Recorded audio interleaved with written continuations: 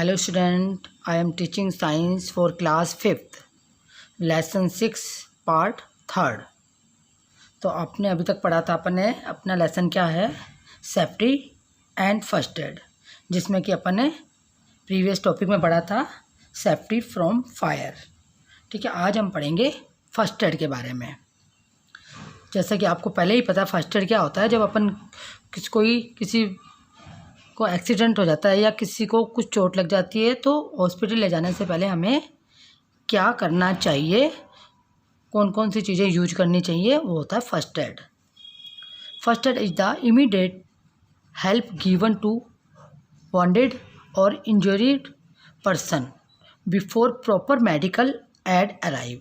क्या हो गया, इसका मतलब क्या है कि फर्स्ट एड का मतलब होता है कि एकदम से वॉन्डेड क्या होता है, जो घायल हुआ है या जिसको चोट लगी है उस पर्सन को प्रॉपर मेडिकल से पहले, हॉस्पिटल ले जाने से पहले आपको क्या मेडिकल एड देनी चाहिए उसको। Proper first aid can prevent the injury from getting worth and can some time even save a life. जो आप प्रॉपर फर्स्ट एड होती है ना, जो पहले आपने दिया है उसको लगते ही वो कई बार क्या होता है, किसी की ज़िंदगी भी बचा सकता है। ठीक है ना, एकदम से लग गई, एकदम ब्लड वगैरह जाने लगे तो आप कुछ तो पहले करोगे, उसके बाद हॉस्पिटल ले जाओगे, है ना। तो ये किसी की ज़िंदगी को भी बचा सकता है। अब देखो, first aid for different kind of injuries, जो चोटें वगैरह लगती हैं उसमें क्या फर्स्ट एड करना है, वो भी अलग अलग काइंड का होता है।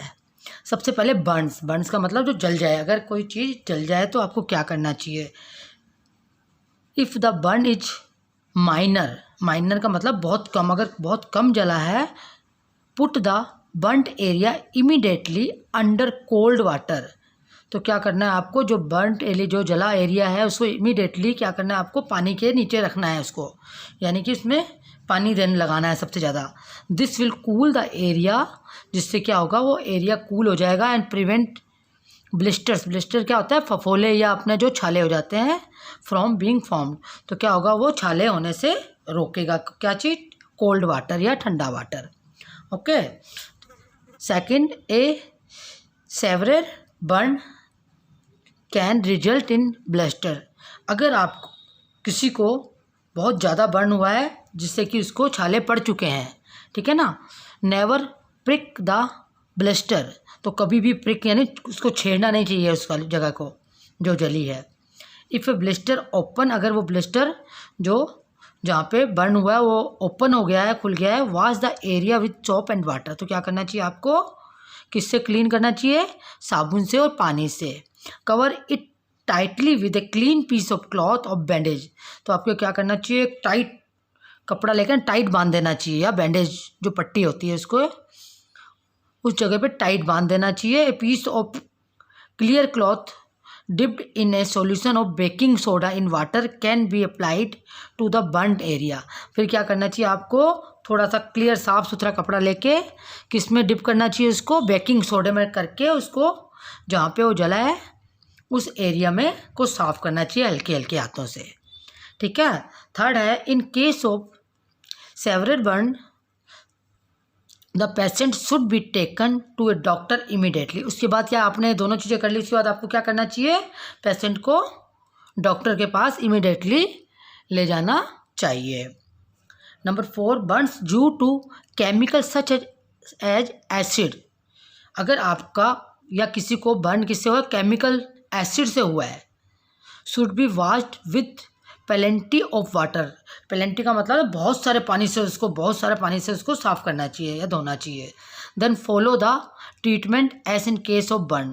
तो क्या करना चाहिए आपको, वो वाले सारे पहले जो आपने 1 और 2 में किया वो सारे भी ट्रीटमेंट फॉलो करके उसके बाद उसको डॉक्टर के पास ले जाना चाहिए। उसके बाद क्या है, उसके बाद है आपका वॉन्ड्स क्या होता है, घाव। ठीक है, कोई चीज़ लगी आपको और आपको क्या हो गया है, घाव हो गया है, तो आपको क्या करना चाहिए। अब पहले माइनर वॉन्ड्स, यानी कि बहुत थोड़ा, माइनर का मतलब बहुत कम घाव हुआ है, आप अगर इन case of minor cut and scratches, अगर थोड़ा सा ही कट लगा या स्क्रैचेस आए हैं, wash the wound with soap and water apply an antiseptic like Savlon और डिटोल ऑन इट। क्या मतलब हुआ इसका? क्या करना चाहिए? अगर थोड़ी सी खरोच वगैरह आई है या थोड़ा सा कट हुआ है तो क्या करना चाहिए आपको? साबुन से और पानी से उसको धोना चाहिए। उसके बाद उसके ऊपर कोई एंटीसेप्टिक जैसे कि सेवलॉन या डिटोल को लगाना चाहिए। In case there is lot of bleeding apply ice on the wound to stop the bleeding. अगर क्या होता है कभी कभी ब्लीडिंग बहुत हो जाती है तो आप ब्लीडिंग को रोकने के लिए आइस का प्रयोग यानी कि बर्फ़ का प्रयोग करोगे जिससे कि ब्लीडिंग स्टॉप हो जाएगी। कवर द वाउंड विद ए बैंडेड। उसके बाद उसको जो घाव है उसको बैंडेड से कवर कर दो, मक्खियाँ वगैरह नहीं बैठे, इन्फेक्शन ना हो। ओके, ये तो क्या था? माइनर वाउंड्स यानी कि बहुत छोटा घाव हो। अब है डीप वाउंड्स। अगर डीप वाउंड्स है तो हमें क्या करना चाहिए? In case of deep wounds clean the wound with soap and water. तो वैसे ही जैसे पहले अपन ने माइनर में किया था, सोप एंड वाटर से उसको साफ़ करना चाहिए। Apply an antiseptic and take the person to a doctor. उसके बाद क्या करना चाहिए? आपको अप्लाई करनी चाहिए एंटीसेप्टिक और उसके बाद उस पर्सन को डॉक्टर के पास ले जाना चाहिए। If the wound is caused bye A rusted और आयरन और डर्टी ऑब्जेक्ट। अगर जो घाव हुआ है किससे हुआ है? जो जंग लगे लोहे से हुआ है या किसी गंदी चीज़ से हुआ है। आज the doctor for an anti tetanus injection. तो डॉक्टर को क्या कहना चाहिए अपन को कि हमें एंटी टेटनस इंजेक्शन लगवाना चाहिए। Okay, some time a tight band called tourniquet is twisted about a wound to stop bleeding. कई बार जो ब्लीडिंग को रोकने के लिए अपन क्या करते हैं, एक टाइट सा कपड़ा बैंड होता है एक, जिसको बोलते हैं टर्न क्विट, उसको बांध देना चाहिए जिससे कि ब्लीडिंग रुक जाए। If it applied pressure on the bounded area and the stop bleeding. उससे क्या होता है कि उस पर प्रेशर पड़ता है, दबाव पड़ता है वाउंडेड एरिया में जहाँ पे लगी हुई है, तो इससे ब्लीडिंग जो होती है, जो अपना खून बह रहा है, वो स्टॉप हो जाता है। किससे? टाइट बैंड से, जिसको कि टर्निक्विट कहते हैं। ओके, तो ये क्या था? वाउंड से माइनर घाव या डीप घाव। ठीक है। अब है एनिमल बाइट। एनिमल खाने से तो क्या होता है? डॉग और कैट बाइट्स। आपको पता है कभी डॉग भी कई बार काट जाती है या कभी कभी ये जो कैट होती है वो भी काट जाती है। द सलाइवा ऑफ डॉग्स और कैट्स में कैरी रेबिस वायरस। जो इनकी जीभ होती है ना डॉग और कैट की, उसके जीभ में जो होती है ना सलाइवा जो होती है जो अपनी, उसमें रेबिस वायरस होता है एक।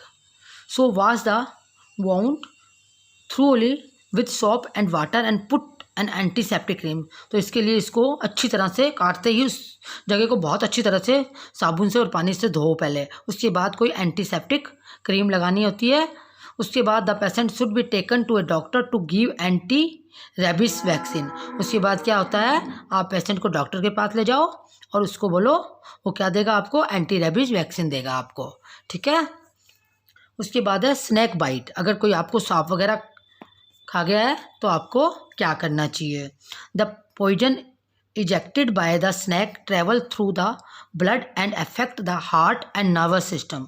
जो स्नैक वगैरह पॉइजन छोड़ता है ना, वो क्या करता है? स्नैक वो ट्रेवल जल्दी से जल्दी कहाँ पहुँच जाती है? ब्लड और हार्ट तक पहुँच जाती है, जिससे कि नर्वस सिस्टम तक। नर्वस सिस्टम का ही पार्ट है एक हार्ट क्या ब्रेन, तो वहाँ तक ये पहुँच जाता है इसका जहर। A tight bandage should be tight between the wound and the heart to slow down the flow of blood so that the poison can not circulate with blood. तो क्या होता है? एक टाइट बैंडेड, आपको पता ना, जहाँ पे आपको सांप काट जाए उसके ऊपर थोड़ा सा टाइट एक कपड़ा बांध देना चाहिए, जिससे कि जो ब्लड का सर्कुलेशन है, फ्लो है, वो धीरे हो जाए बिल्कुल ही। The patient should be rushed to a doctor immediately. उसके बाद जब तक वो आपका ब्लड का सर्कुलेशन धीमा होगा तब तक आप उनको फटाफट डॉक्टर के पास ले जाना चाहिए। ठीक है, ये स्नैक के खाने से। अब है ब्रोकन बोन्स एंड स्प्रेन्स। अब ब्रोकन यानी आपकी अगर बोन्स टूट गई है या फिर उसमें स्प्रेन्स क्या होता है? मोच आ गई है, तो आपको क्या करना चाहिए? A crack or break in bone is called a fracture. आपको पता है जब आपकी बोन क्रैक हो जाए या टूट जाए तो इसको अपन क्या बोलते हैं?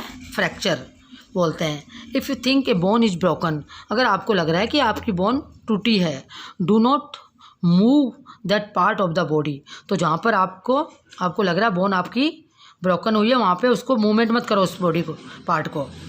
In case A bone is the hand is broken. अब अगर इस केस में कि आपके हैंड की कोई बोन ब्रोकन हुई है, टूटी है, make a sling using a triangular piece of cloth.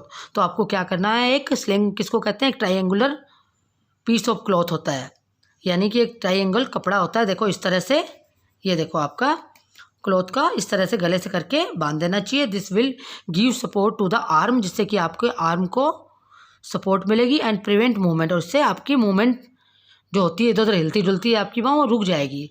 Take the patient to a doctor, उसके बाद आप डॉक्टर के पास उस पेशेंट को लेके जाओ।